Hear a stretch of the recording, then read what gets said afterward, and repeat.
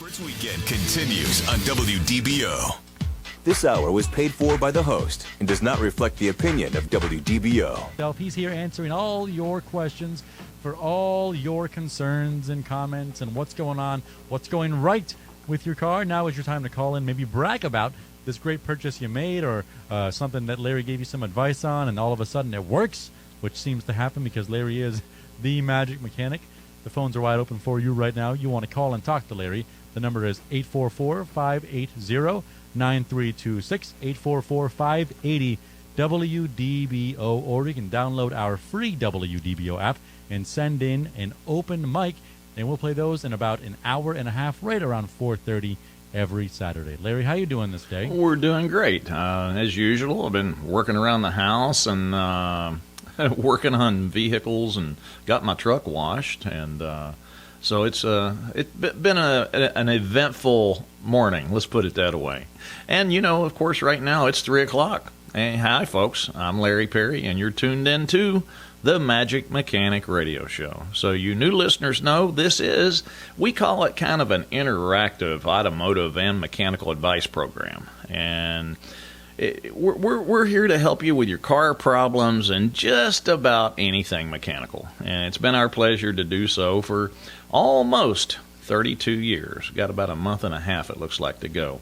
Me personally, I'm an automotive shop owner and been a master auto technician since 1982. So I got a few miles underneath the hood, let's put it that way. To make the program work, and you regular listeners know, we need your phone calls. We need those calls about those broken cars and car problems and issues that you're having, whether it be first thing in the morning or whether it be something that happens afternoon when you're on your way home from work. We want to hear about it, and maybe we've got a solution for you. The lines are open at 844-580-9326.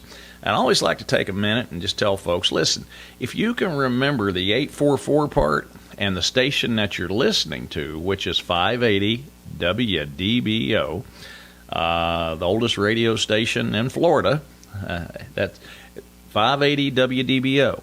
Now, if you go and you dial 844-580 WDBO, all you're going to do is convert the letters to numbers, and it's easier to remember that way. So 844-580 WDBO, and remember, all your calls and your car questions, well, we're indexing all of them, and we're placing them on our Magic Mechanic YouTube channel.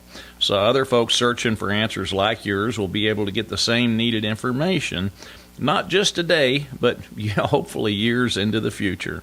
Think about that. Folks will be able, and you yourself will be able to play our conversation back many, many years from now. So we'll have that out there as kind of a database for other folks with the same types of issues and help them as well. So it's kind of rewarding. What's really neat about it is, and, I know this is just a kind of a local station type of radio program, but you can listen to it online, and a lot of folks do. But, there's over 1,000 views a day on our YouTube channel where folks go on there and look for car information, or if they're trying to figure something out. So it's been a rewarding thing, knowing that we're actually able to help that many people out, with your calls. So you're all the backbone of all of this, believe it or not. And without you, this whole show doesn't work. I can sit here and talk about cars until I'm blue in the face. You know that. I've always got something to say. I'm pretty good at talking, but I'd love to hear your car questions. So go ahead and give us a ring. 844-580 WDBO, 844-580-9326.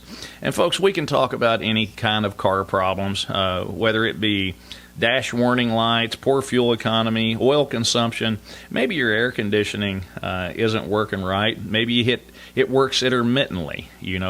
On these newer variable displacement AC compressors, there is so many crazy, wacky things that goes wrong with these things. And you know what? The compressor is usually the last thing that acts up on these newer cars.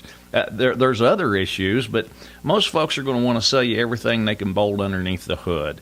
And if you want to try to get a little more educated on these problems, definitely give us a call. maybe you got a warranty or a recall notice in the mail. You're questioning it. Maybe there's a problem you've been chasing ever since you've owned a car, and you're trying to figure out what it is. Remember, I have an entire database of all technical safety bulletins, technical service bulletins, recall information from years past all the way up to present date. And all you got to do is give us a call, 844-580-9326. And it's easy. I don't care if you're a first-time caller, and for goodness sakes, you ladies, you'd all jump on board too. We love for the ladies to call in. It's something where, it being an automotive show, a lot of women are hesitant to call in and talk about it because they're afraid they may not be able to explain the problem right.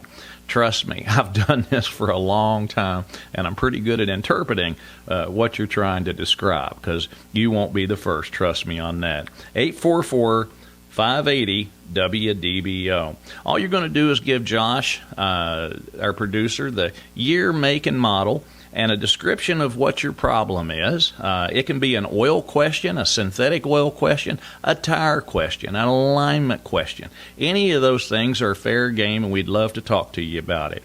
And you'll get placed on a brief hold, and we'll take your call in the order that it was received. Also remember, for immediate help, you can call the shop number and speak to my general manager, JD, at 407-629-2661. We also want to mention the open mic option, where you can go to WDBO.com on your smartphone, and you can download the app if you don't already have it, and you can leave an open mic car question. Just give us the year, the make, and the model, and the issue that you're having, and we'll play all those back after the bottom of the 4 o'clock news break, and we'll get you in line, and you go ahead and we'll play that, and then I'll answer whatever it is. You can also ask a car question by emailing me, Larry@magicmechanic.com. I can't guarantee we'll get to all of them during the show, but if I can't fit them in, I will answer it by the first of the week. I'd like to say we've got a full bank of calls today, but the ones that were on hold all of a sudden fell off. Have we had problems with the phone lines today, Josh? We haven't heard of them, no. So I wonder if maybe just people are listening now, but feel free to call in 844-580-9326, 844-580-WDBO, or send us an open mic. I believe we already received an open mic, so we'll hang on to that until around 4:35 when we come back. Okay. Well, listen, I can go ahead and I'll start off with, I've got emails out they're coming out of my ears here. A lot of these are from the Magic Mechanic YouTube channel. And this one here is concerning a late model Jeep with a 3.6 liter Pentastar motor in it. The gentleman's name is Jason. He said he's having his rocker arms replaced. This is the engine that I try to bring to people's attention. These 3.6 Pentastar motors are engines that they use in the, it goes on and on. Let's see, the Chrysler Pacificas, the Chrysler Voyagers, the Chrysler 300s, Dodge Challengers, the Chargers, Durangos, the Jeep Gladiators, the Grand Cherokees, the Wranglers, the Ram 1500 pickup, and let's see, the Ram ProMaster vans. You see them all over the place. And the ProMaster conversions, that they actually make motorhomes out of these things. So these things are used all over the place in Dodges and Jeeps. And the rocker arms go bad on them at usually around 70, 80,000 miles. And what winds up happening is the roller tips on these rocker arms, when they fail, they'll go off to one side, and the rocker arm will actually knock the keepers off of the valves, and the valves fall down and hit the pistons and literally destroy the whole engine. We found that using an oil like AMSOIL is a definite plus, as far as preventing this problem from happening, because it's an oil that runs to heat and friction, and it helps lubricate those roller tips on those rocker arms. But this gentleman, he is, I wanted to kind of bring you all up to speed before I went on into his question here. But he's having his rocker arms replaced, and, his engine started ticking. Which is what happens on these when the rocker arms start to fail. And you got to be careful with this, because if you take them into a dealer, a lot of times the dealer's just going to tell you, you need a new motor. I'm dead serious. They just sell you an engine instead of repairing this. So, kind of beware. Most of them can be repaired just by replacing the rocker. Sometimes a camshaft gets a little bit eat up, and you got to replace it too. But in most cases, you can replace the rocker arms when they first start ticking. Well, his question is, he's got about 77,000 miles on a Jeep Wrangler. Here we go. And he's wanting to know, he goes, if I start using AMSOIL now, after I get the new rockers on, will this prevent, my problems down the road from this, history repeating itself? Well, in this case, Jason, yes. If you were to use AMSOIL in that engine when it was brand new, and you may have bought the vehicle used, who knows, that's what usually happens. The problem with it is that if you don't run AMSOIL in it almost from the get-go, the other conventional oils get hot and thin, and they run away from the friction on those roller tips on the rockers. So the roller tips fail, and the next thing you know, you've got a ticking noise in the motor, and if you keep driving it like that, then the engine just self-destructs, basically, is what happens. So, I try to bring, problems like this to people's attention so they know if they do have the problem or they hear a ticking in one of these 3.6 engines. It's called a Pentastar motor, and it's used in so many of the Dodge and Jeep products. If you got a V6 in a Jeep or a Dodge product, it's probably a 3.6 Pentastar. All you really need to remember is, number one, you really need to try to run AMSOIL in it. Stay away from 20-weight oils. Run something like a 030 and, a 030 AMSOIL, and you'll probably never have this problem. But if you do, and you've got a ticking noise in one of these engines, I'm telling you, you've only got a limited time to get it into a shop and let them get them rocker arms replaced. Because if you don't, I'm going to tell you right now, chances are you could be looking way over $10,000 for another engine. So, kind of keep that in mind. We're coming up on the 3 big things you need to know, and when we come back, we're going to talk to Natalia, Gary, and I'm gonna let you throw a shot at this one here. Miguelito. Sounds right to me. We'll say Natalie, Gary, and Miguelito. All right, Miguelito, we're going to be right back with you guys here right after the break.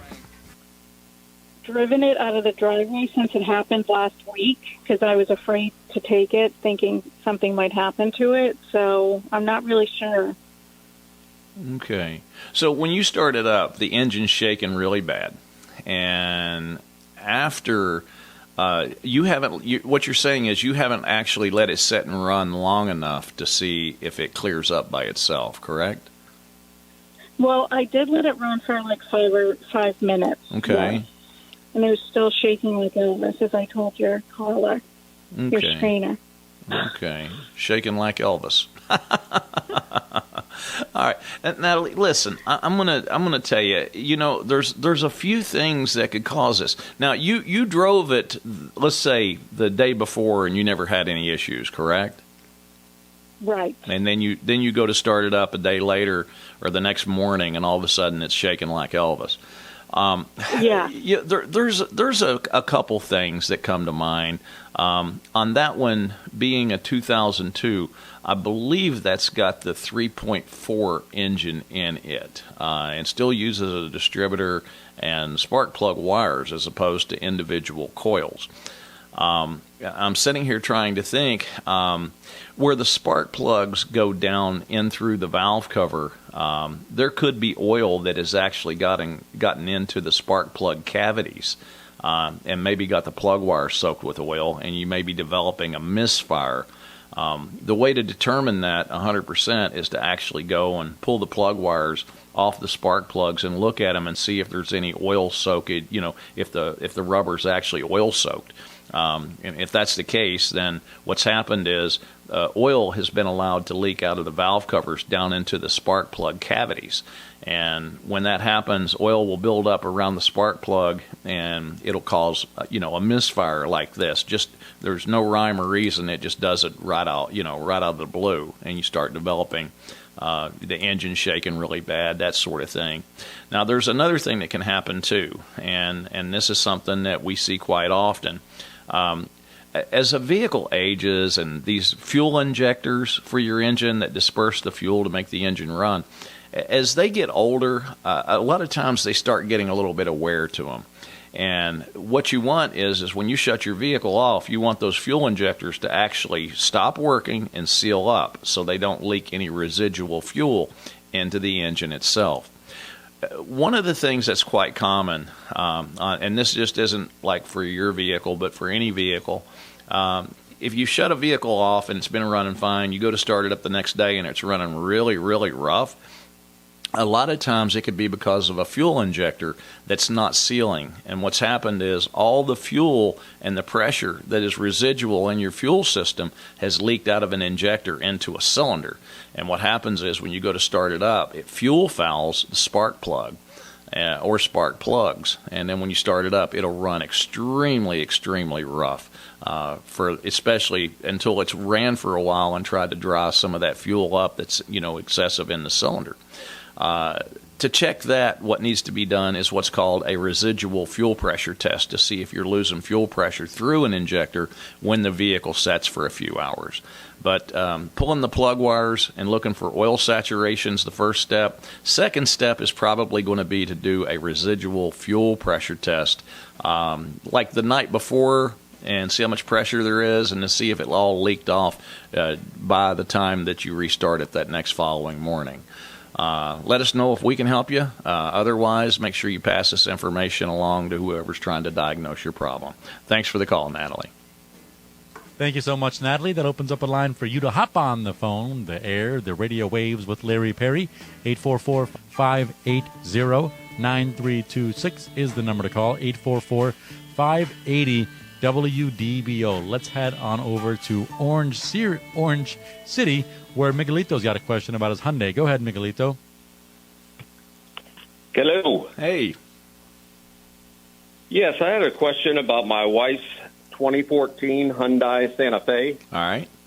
She has a push-button start, and sometimes when you push the button, like 1 second, the car will start up. Other times, you have to hold the button for like 10 seconds before the car will start. I called the dealer and asked them about it, and they said it's probably the battery. So I bought another battery, and it's still doing the same thing. Didn't know if you had any thoughts on it. Okay. Let me ask you this. Now, you replaced the battery that's in the car, right? Yes. Okay. Have you replaced the batteries in the remotes? Yeah, we've done that a few times. Seems like they only last a year or so. Yeah. Yeah, it's important. That's when a car comes into Magic Mechanic for service.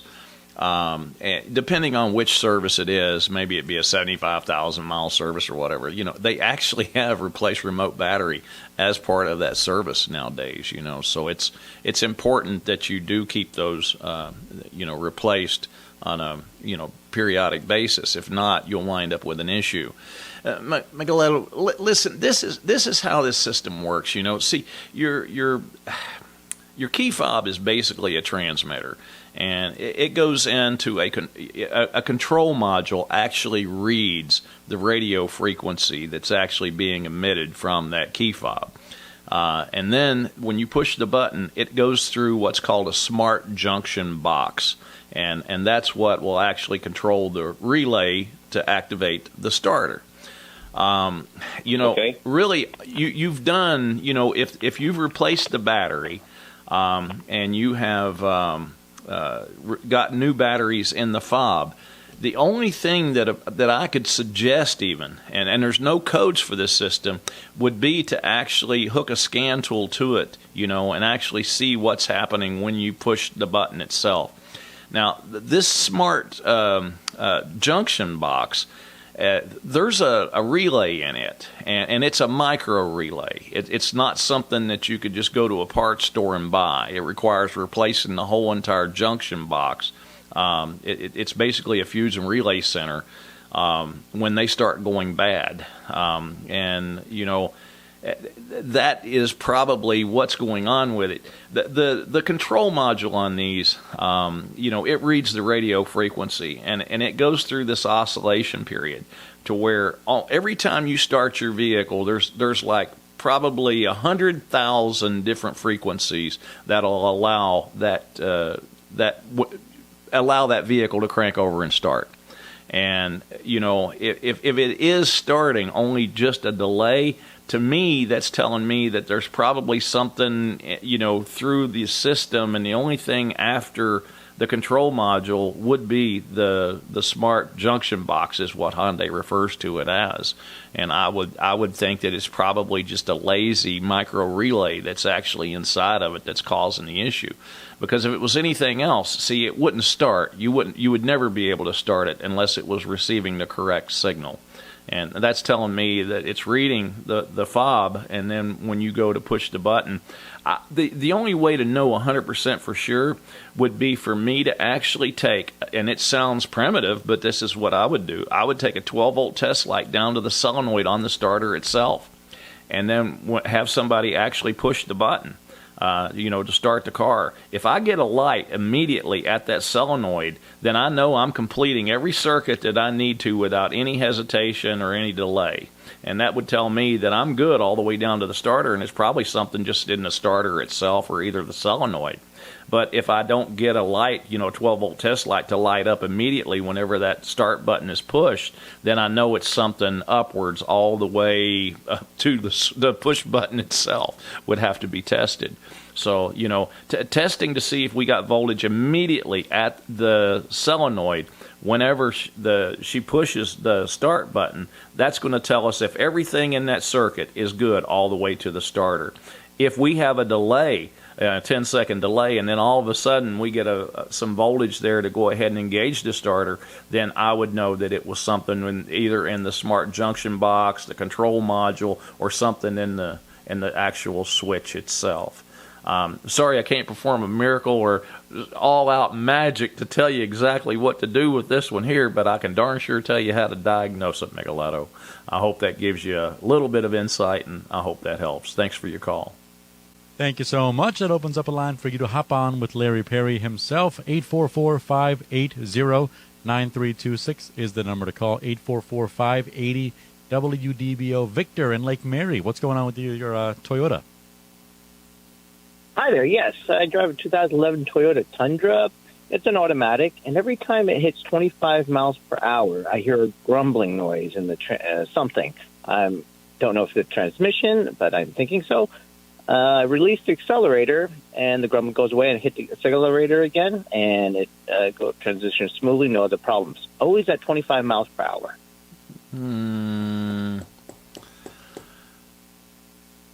How many miles are on this Tundra? 173,000. Okay, that's not bad. Have you ever serviced the transmission on it? The transmission was serviced maybe 70,000 miles ago. Okay.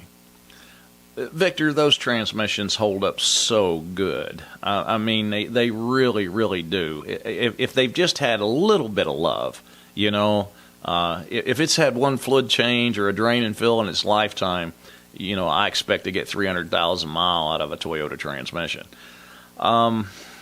In this case here, it's making noise on acceleration at a certain RPM.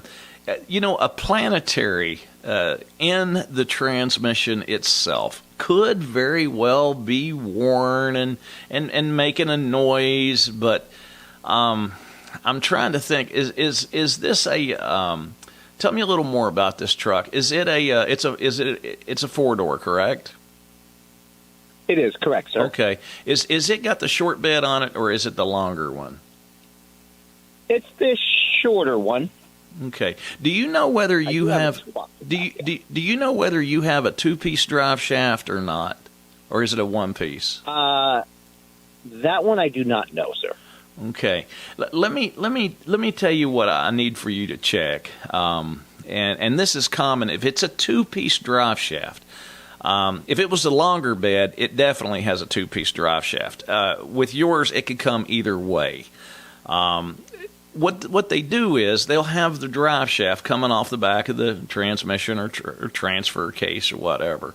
And is it a 2 or a 4-wheel drive? Victor, is it a 2 or a 4-wheel drive? Oh, it is a 2-wheel drive. Okay, all right. It's probably going to be a 2-piece drive shaft if it doesn't have a transfer case hanging off the back of the transmission. What happens is you'll have the front portion of your drive shaft coming off the transmission, and then what they use is a carrier bearing system, and then they'll have another section of drive shaft come off of that. Now, to go into the rear end. Now, that carrier bearing system that's on there that supports the middle of those 2 pieces of drive shaft has a bearing in it, and it's actually isolated by a rubber type of grommet that goes all the way around that bearing. And what will wind up happening is, in a lot of cases, is that rubber insulator that supports that bearing will just get dry rotted and start wearing out. And the next thing you know, you've got a drive shaft that's actually moving around a little bit instead of it being stabilized, centered. And what will happen is you'll get to a certain speed, and that drive shaft will literally start making noise, whether it be acceleration or deceleration. And sometimes it'll do, on decel, because the drive shaft's actually moving kind of side to side. It's not staying centered because that insulator that's in there isn't supporting it correctly. It's just that insulator, that rubber is just worn out, and it's starting to let that drive shaft move from side to side, up and down, and everything else. That would be more along the lines of what I would expect to find on this than a transmission problem, so to speak. And it being at just one certain speed, if it was a bad planetary unit in the transmission itself, I think you'd have more issues. But if it was a differential problem, a rear differential problem, you would have different issues. For this to be at that speed, say 25 miles an hour or whatever, and then you hear this and you let off and it kind of goes away. Faster, it's all right. Slower, it's okay.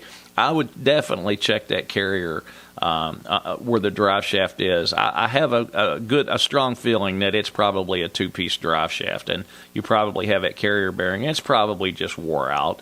But the way that you can check this safely is to put the vehicle in neutral. Turn the key. Turn the engine off. Set the emergency brake. If you want to go overkill, chalk the tires. Crawl underneath the thing and actually just grab a hold with it in neutral, and the wheels all e-brake on, everything else. Get underneath there, grab a hold of that drive shaft, and literally push it up and down, because there's no load on it at this point as long as it's in neutral. And if you can move that drive shaft up and down, and you've got some play in it, that's most likely going to be your problem with that. So, yeah, let's inspect that, and then if you find that what I'm talking about here is your issue, then it's going to need the drive shaft removed, a new carrier bearing assembly put in it, and then it would be a good idea to probably, if it's never been done, go ahead and put universal joints in the drive shaft at the same time. If not, all you're doing is waiting for them to go bad if it's got 100,000 mile on it anyway. Probably get you a good set of Moog or a Spicer or something, U-joints that's got the greasable fittings on it, and throw it back in there, and I'm sure that'll probably take care of all your problems. If it's just a 1-piece drive shaft, then you need to get a hold of me. Just Larry at magicmechanic.com, and then I'll go ahead and try to help you throughout it. But I think that's got a 2-piece drive shaft, and a carrier on that is probably what you're dealing with. Victor, I appreciate your call today. Don't be a stranger. Larry at magicmechanic.com if I can help you. Thank you so much, Victor. If you want to hop on the air, get your question answered by Larry, the number to call is 844-580-WDBO. About a half an hour from now, we'll be going through your open mics. Paul calling from Winter Springs. You're on with Larry Perry. Go ahead. Larry, thank you. I got the foggy headlight lenses. I heard something on the internet this morning about using a product called DEET, and then it said don't use it, use baking soda instead. Any ideas on what I can use to maybe clear them up? What kind of car you got, Paul? A 99 Toyota Corolla. Listen, Paul, go online.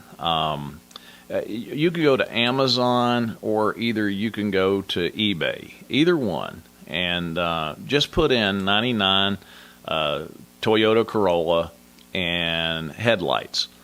And Paul, listen, for what you can buy new ones for, I mean, I wouldn't even worry about trying to clean them, to be honest with you.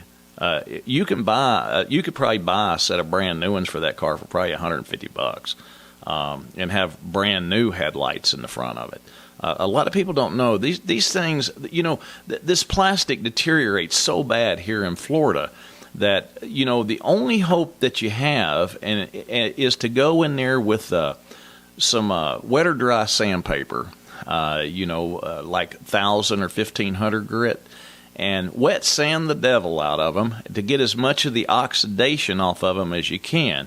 And then you can put a buffing compound, some rubbing compound on them, and usually take like a rotary type of buffer and buff them and bring some luster back out of that old plastic. But, in 6 months, it'll probably be exactly the same again. We've been fighting this ever since they've had plastic headlights come out on these cars. And, it's gotten to the point now where if you look in these, you just put in whatever your year, make, and model is for your car and just put in headlights. And, Amazon, the things are made in China. As long as they keep the water out, from the bulb, you're good. And they're not. Most of them aren't that hard to install. If you need help having them installed, any shop can install new ones for you. But and you could go ahead and get the headlights yourself just to have them. But I'm just telling you, there's such a selection, especially for the older cars, just to buy them brand new. Some of them are a little more, but for a Toyota Corolla, that year model, you could probably buy 2 brand new ones in the box for $150. And then all you do is just put your bulbs and stuff in them. And if you can't do it yourself, then just have a technician, a mechanic go ahead, and they probably have to pull the grill out, maybe the front bumper cover to install them. But I'm telling you, it makes the car look brand new again. And, a new headlight assembly like that, they're made out of plastic. I mean, the daggone things are going to last another 5 or 6 years, without dulling out on you. If you just wet sand and buff them out, then that'll get you some clarity back into those headlights just temporarily. But 6 months from now, that plastic, it's already had so much UV damage from the Florida sun that they're just going to haze back over again. And you can just keep wet sanding them and buffing them, but you'll be doing that a bunch, to try to keep them clear. But just buying some inexpensive new ones off of eBay or Amazon is usually your best bet. Plus, like I said, it makes the front end of the car look like it's brand new. And it's an inexpensive fix when you look at the whole scheme of things. Hey, listen, Paul, we appreciate your call, and we hope that helps you, buddy. Thank you so much, Paul. More of your calls coming up next after this break. 844-580-WDBO. Or if you know Larry, you just know it's that time to go get your car looked at, get something fixed, and you want to call his shop right away, but you don't know the number, well, here you are. The number is 407-629-2661. That's 407-629-2661. JD will answer it, and he'll give you a call back. Hopefully he answers. If not, he'll give you a call back as soon as he can. What is that return call ratio for JD nowadays, Larry? Pretty darn good. Pretty darn good. He will get back. He will get back in touch with you. That's good. I should test it myself. Just call him up and see how he liked the MLB opening day. See if the rules were changed and everything was fixed, and now the sport is much more watchable. He'd probably be more interested in a fishing show. How's that? That sounds right. Hey, welcome to the second hour of the Magic Mechanic Radio Show. It's a show where you call in and you ask your automotive questions. And, folks, you can't beat the price because it's one of the few things in life that's absolutely free. That number is 844-580-9326, 844-580-WDBO. Lines are wide open, so the first caller is going to be the first up, so there won't be no wait whatsoever. Also, we take your automotive questions and my comments, and we place them on our new YouTube channel, so other folks can maybe find the same help that you seek. Plus, you can play it back anytime you want. That number, again, is 844-580-9326, 9326. And speak to JD, my general manager at Magic Mechanic. That number is 407-629-2661.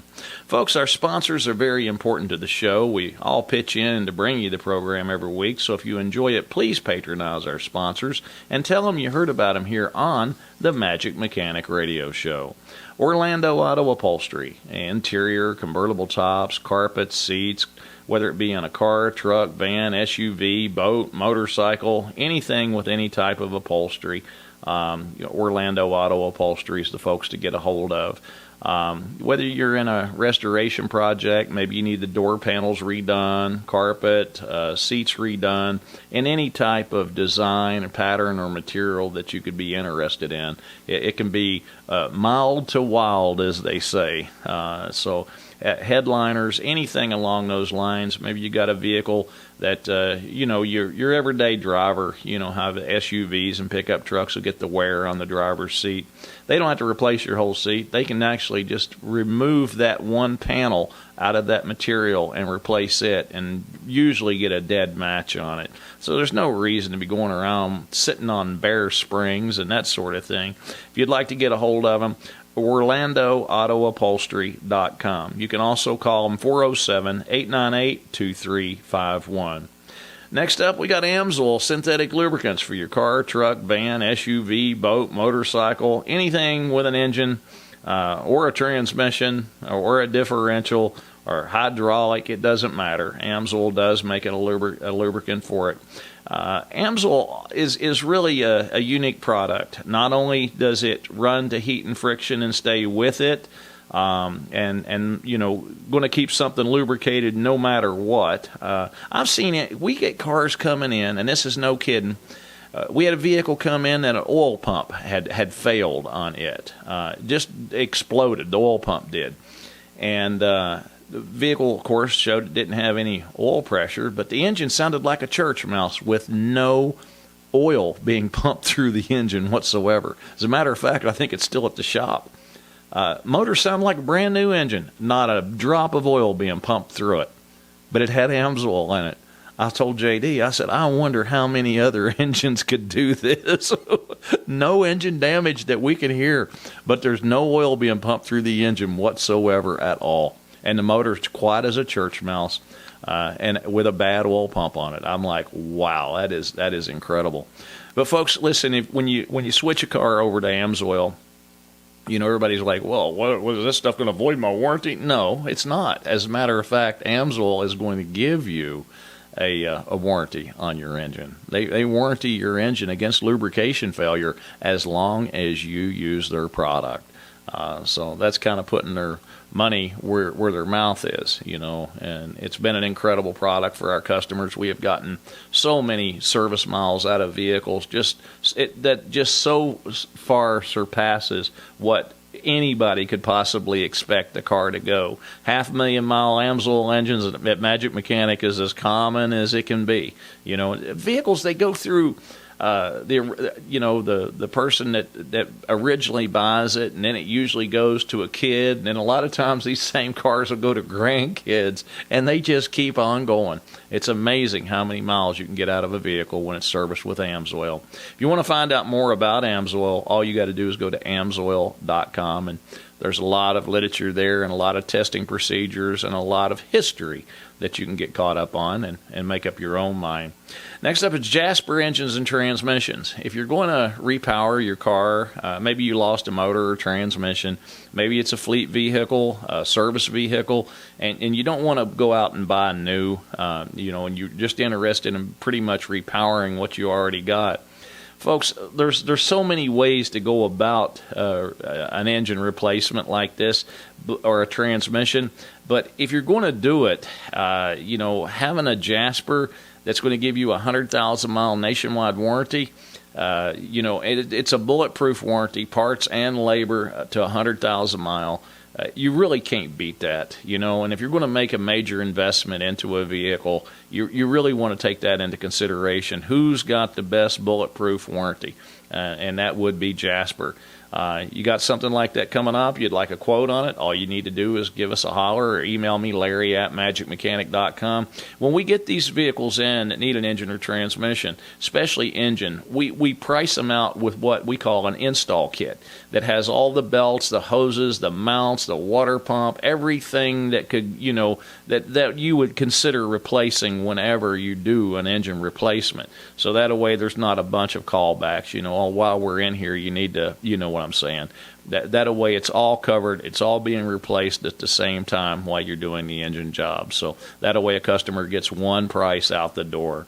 And last but not least, Magic Mechanic Auto Service Center, located in Orlando, Florida. Engines, transmissions, brakes, suspension, steering, electrical repairs, and of course, Amsoil synthetic lubricants. You can visit us at magicmechanic.com. You can also email me directly your car questions, tech questions, and your email estimates to Larry@magicmechanic.com. All right, we're going to stay here in Orlando and talk to Mark. It looks like, Mark, you've got a Buick with some rough shifting, maybe. Tell me what's going on with it. So I bought the car new. It's a 2002. I have 75,000 miles on it. Since the first oil changed, I switched over to the oil you recommend, and now I'm at 75,000 miles. And in the last couple of weeks, from a stop, if I hit the gas too hard, it shifts hard. Okay. So it's shifting, but you're getting a hard shift, correct? Only if I accelerate quickly. If I do a normal acceleration, it's as smooth as silk. Okay. Well, you got 75,000 miles on a vehicle that's, 21 years old now. Let me ask you this. When's the last time you serviced the transmission? Never. Well, Mark, listen. Let's start. It doesn't sound like it's slipping or anything, and in your case, I think the best thing to do would be to drop the pan, replace the filter, and of course the fluid. Now let me tell you. See, when you get fluid that is that old in a transmission, that's like saying, would you drink a 21-year-old milkshake? That's probably pretty rank. I don't know whether I would or not. But in this case here, what happens is that transmission is electronically shifted, and there's always voltage going to these solenoids inside that transmission that are submerged in fluid. Now, when that fluid has been exposed to this to this voltage for this many years, there's a couple things that takes place. One of them is it starts building acid in the fluid itself. The second thing is the fluid starts to get thick, and if it's not, if it gets too thick, the transmission does not know that it's dealing with extremely thick fluid. All the electronic parameters as far as regulating fluid pressure has been based on fluid that was flowable, let's put it that way.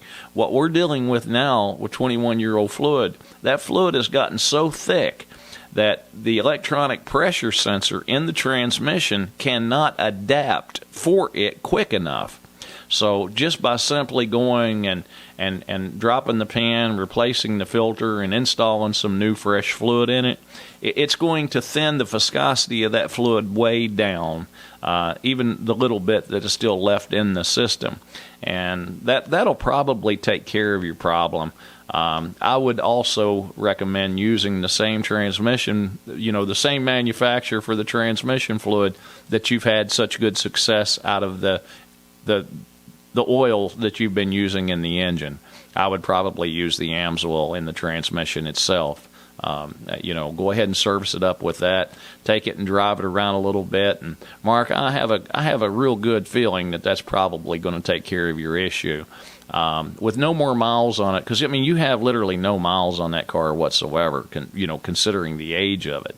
So, but that fluid has gotten way thick just by age. So let's get that thing serviced, and let's see where we'll go from there. And hopefully it's nothing. You ain't going to be dealing with anything major, which I don't expect. I appreciate your call, and I wish you the best of luck.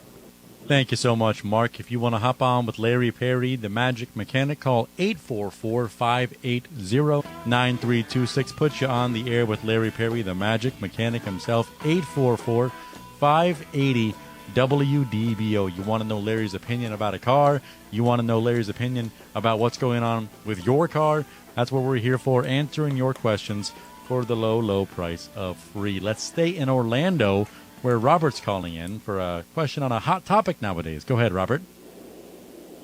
Hi, Larry. I try to be as brief as I can. I bring my car to your shop there for service. I have a 2018 CX-5 Mazda, and I bought the car new in 2018, and I never did any changes on the fluid or the transmission. Do you think it is time for that? That's my first question. Okay. Well, me personally, I like the idea of changing the transmission fluid at least every 60,000 mile. If it's a CVT transmission, they almost need to be done about every 30,000 mile. Changing the fluids is really, that's the life of the vehicle. And if you're using, quality polyalpha olefin synthetics like AMSOIL, that's basically a fountain of youth for a car. There's nothing, you couldn't do any better as far as taking care of a vehicle, but those are required. You got to change these fluids. It was like I was telling a previous caller, if you leave transmission fluid in a vehicle for a long period of time, it'll build up so much acid because it's being exposed to voltage, and it'll turn that fluid so acidic it'll start eating up the very components that it was intended to protect. So you can only use these for so long, and unfortunately for somebody like myself, you've got the manufacturers that are in some cases just telling people, oh, it's a sealed unit, it doesn't need to be serviced, or no service needed until 150,000 mile. And to me, that's just saying we're going to eventually sell you a transmission because the consumer isn't able to protect herself because they're not being told any different. It's kind of like, most consumers can't think outside the box, because they're not mechanical. And that's the reason you get so many of them running 20-weight oils in these vehicles here in Florida. And, and they pay a premium price for that when they have to replace the engines, or either sell the car for nothing because it costs so much to replace the engine, So, but what was your second question? You've got an issue about a hybrid here, or what? Well, I do go to your shop there, and I do the AMSOIL, so I think, according to what you're saying, it is time for me to do the same thing on the transmission fluid. Mm-hmm. I agree. And my second question is, I have a lot of value for your opinion. What do you think it will be something that like a hybrid and electric vehicle at the same time? Well, I don't really have any problem with a hybrid. I think that is I think that is some pretty smart transportation, really, when you get right down to it. A plug-in hybrid, you're going to get an average of 40, 50 miles for free, and if you need the gas motor, it's going to provide you transportation. When this was probably a year and a half, 2 years ago, we were coming back, we were pulling our boat back from the Keys, and I had to stop at a service plaza. And when I did, I was astounded at what electric car vehicles were having to go through to actually get, there were people just literally standing in line to charge their vehicles. I'd talked to some people inside the service plaza, and they're just sitting around waiting, so they could plug their car in. And, I didn't really realize how much it costs to charge an electric car. And I'm sitting there going, why, who in the world would want to sit here and wait 2 or 3 hours to plug their car in and then pay maybe $40 to go another 80 miles, I'm sitting here going, this is insane. This is the craziest thing I've ever seen in my life. So a hybrid, you don't even have to stop at the service plaza. You can just wave as you drive on by. I just, me, if you got an electric car and you're going to be driving it around town, you're never taking it out on the road, you're not going to have to worry about that, whatever. But if you're going to, if that's the case, you probably need two vehicles, I'm like, who wants to be out of town looking for a place to plug a car in and you don't even know where to go? I guess it'll show you on your phone if you've got the app for it, but I don't know. I'm not sold on that. Hybrid makes more sense to me, than an electric vehicle. And, most of the hybrids that are out there, listen, if you get a battery go bad in a hybrid, you're probably looking at $3,000, $2,500, $3,000 for a battery. Electric car battery go bad, you could be looking at $25,000 for a battery replacement if they still make that same battery when yours fails. And who knows if they will or not. The car may just go into the dumpster. So, there's so many things to look at before but hybrid does, to me, it makes a whole lot more sense. Thanks for your call. Thank you so much, Robert. More of your calls coming up next. More of your open up mics coming up next. Send them in via the WDBO app, 844-580-9326, 844-580-WDBO. More of the Magic Mechanic Radio Show coming on up. Larry Arushi has some open mics queued up. What do you say we dive into our open mic bag? Yeah, let's go to work on that. And Kevin, Ben, Jerome, Jim, and the rest of you, just hang in there. We're going to try our best to get to all your calls for the end of the program today. Hey, Larry, this is John from Brevard County. I want your opinion on the Chevy Shake that has a class action lawsuit that's going on. Do you think this is transmission and torque converter related, or do you think, which I think, is a steering geometry and suspension problem? I'd like to kind of have your take on this. I appreciate it, and have a great day. Well, I'll tell you what, I have, limited information on this class action suit. So many of these, as they progress, more and more information becomes available. Now, me being in the aftermarket, I don't get everything the day of or right as soon as something like that happens. So we usually wind up with technical service bulletins and that sort of thing, and then we start getting floods of information from attorneys that are seeking to get into class action suits, and they want us to fill out paperwork, and with our customers that have actually had issues with these particular problems.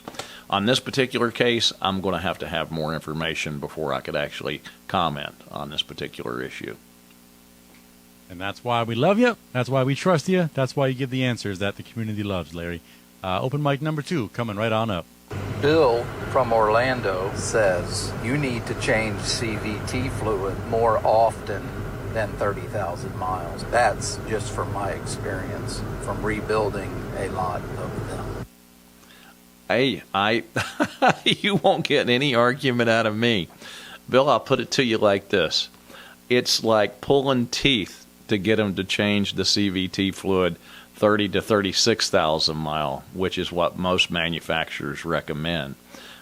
Me personally, I kid around with folks and I tell them, I said, if you only could see what goes on inside of a CVT transmission when it's actually operating, I said you'd change the fluid in it every day. But, we can only get them into the shop so often for a particular service. I do appreciate your comment. And, hey, you're telling the absolute truth. Thanks for the open mic.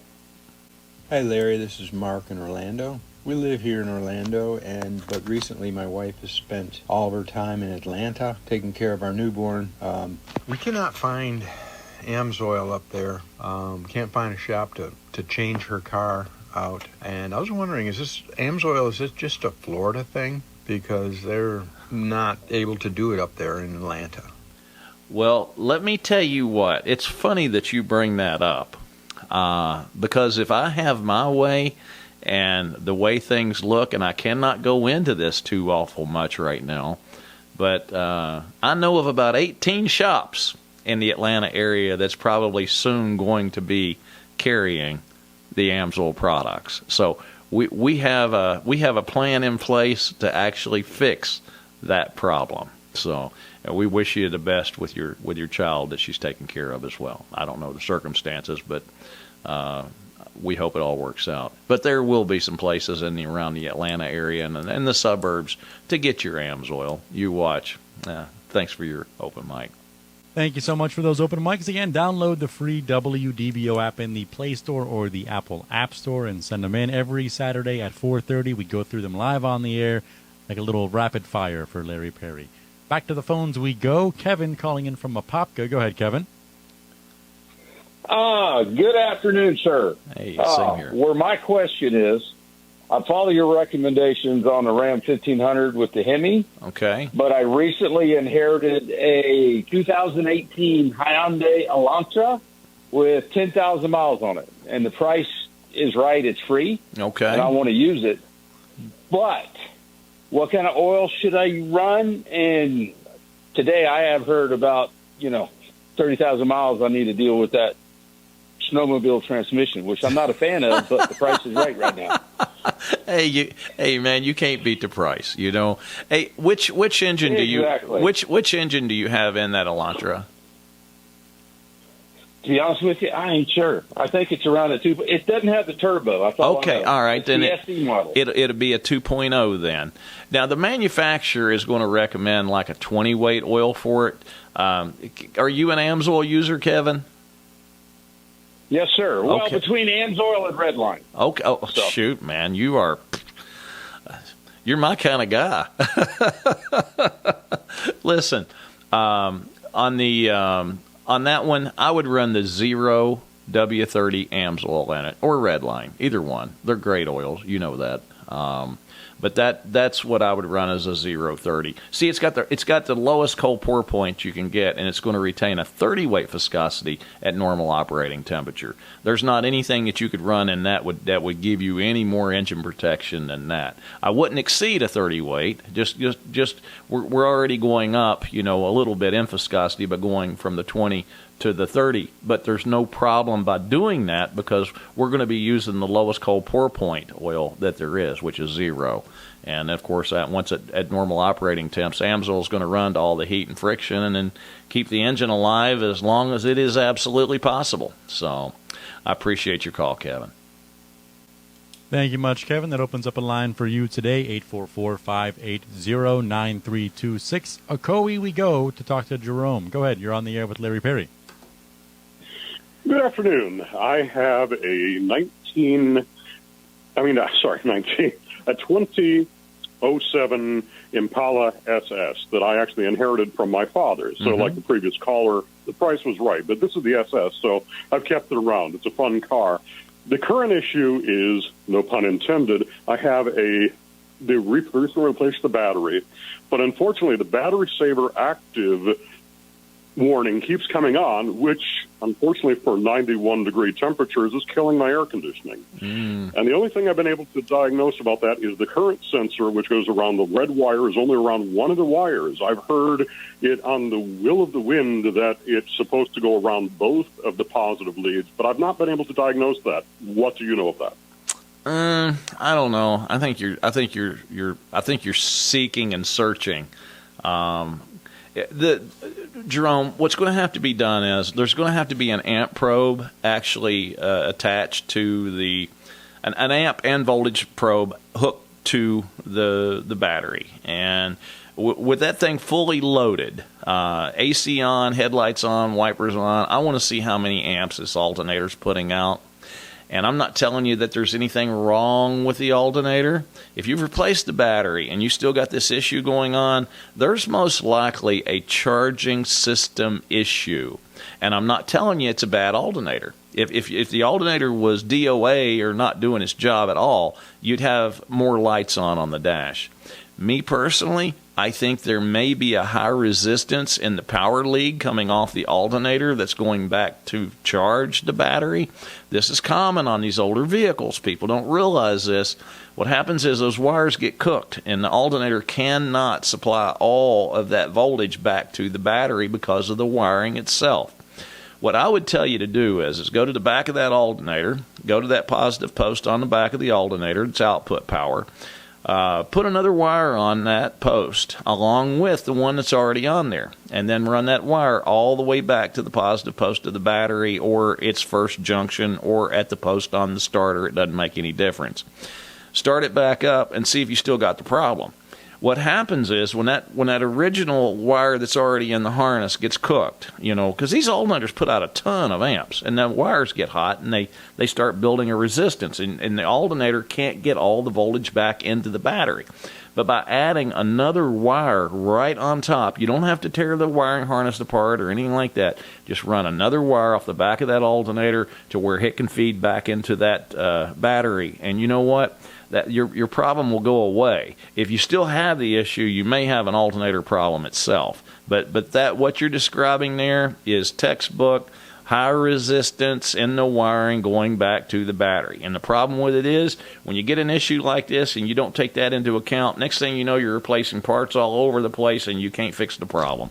But there's nothing cheaper than just adding another good size gauge wire from that alternator post back to the battery. You can tie it in anywhere you want.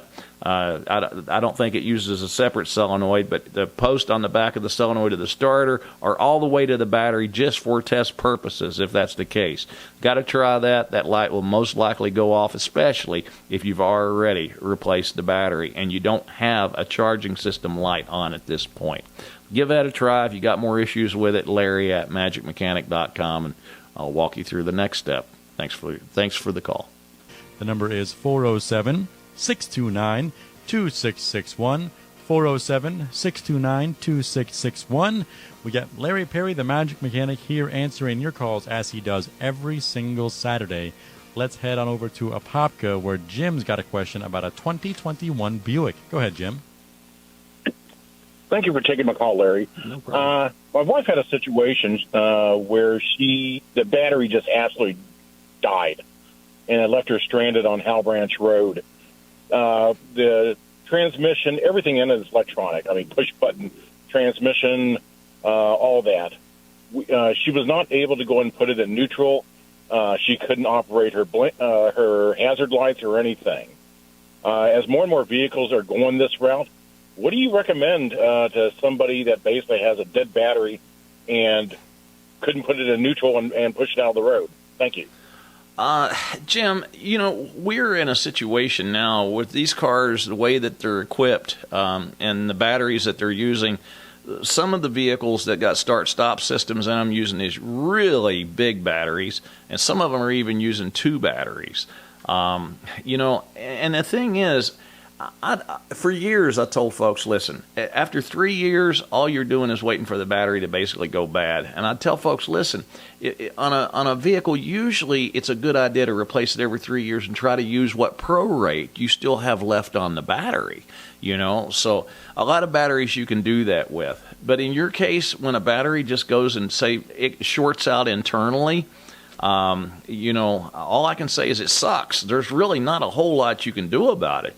A battery can work fine this morning, and I can go out to my truck or my car and it be dead as a doornail, and the battery literally short out just in a few hours. And there's no rhyme or reason, and there's no way for us to predict this. The newer battery testers like we use at Magic Mechanic when we do a lube service, they literally are so dead on. I mean, they will tell you if a battery is pretty much within its in its service life and what percentage of that battery is left. But when a battery shorts out, there is absolutely just no way that a person can predict that. And it being on a 2021 model vehicle, that is very unexpected, and unfortunately, your wife paid the price for it. Sorry to hear that. I hope everything worked out and everybody's okay. But, get the battery replaced, and we go from there, and hopefully the next one lasts a little longer. I appreciate your call. Thank you so much. Ben from Polk County, let's bring the show home. Go ahead, you're on the air. Hey, Larry. Ben, I've listened to your show since the 2000s, so long time. But I'm on my 5th electric car, and I know a lot of people don't understand them. Just wanted to let you know a couple things. If you've got one of these electric cars, you really have to charge it at home. You don't want to be out, charging it in a commercial setting, because they charge you 4 times as much for the electricity when you're out and about as you pay at home. Ben, the thing of it is so many people thinks it's free. You see what I'm saying? And they go into buying an electric car with this in the back of their mind, that they actually think it's just a free-for-all. Everybody plugs in, and everybody's happy and smiling all the way to the bank. It's not like that, I've also had folks that's bought electric cars and not realized how much additional the insurance was for them. So there's a few things there that a lot of folks really need to be aware of. The other thing, too, is, Ben, have you ever had to replace a battery in one of these electric cars out of pocket yet? No, because I lease them for 3 years and then just get another one. Smart man. And I don't have to deal with that. Smart man. Okay. Smart man. Very smart man. Anything else you could tell us about your experience so far? We've only got a couple minutes. Yeah, it cost about 3 to 4 cents a mile in fuel cost to drive an electric car, as opposed to 15 cents a mile for fuel cost on a normal internal combustion engine. That's if you charge it at home, correct? That is correct. Okay. If you charge it at home. Okay. And these days, I've charged mine when I go out and about maybe twice a year if I'm on a trip or something like that. But these cars go 260 miles now on a single charge. So you can go out and bring them back and just plug them in your house, and you get up the next day, it's fully charged, no problem. Now, was your Bolt one of them that had the battery that had to be replaced because of the fires? They are replacing every single Bolt that's B with a Bravo. I understand. A battery. Every single one they're going to replace. I haven't had mine replaced yet, but they will replace them. Where you're not charging yours inside a garage or in your house or anything like that, correct? We have the software update done, and we are charging in our garage. Well, they say don't do that. They say charge it outside. They say don't do that. Hey, listen, we appreciate your call. We're going to have to close the store today, as they say. Folks, thanks for tuning in. You listeners, customers, the show sponsors, the reason we do the show, and I have a job. Hey, you can tune in every Saturday at 3 p.m. Eastern Time in Central Florida for 107.3 FM HD radio.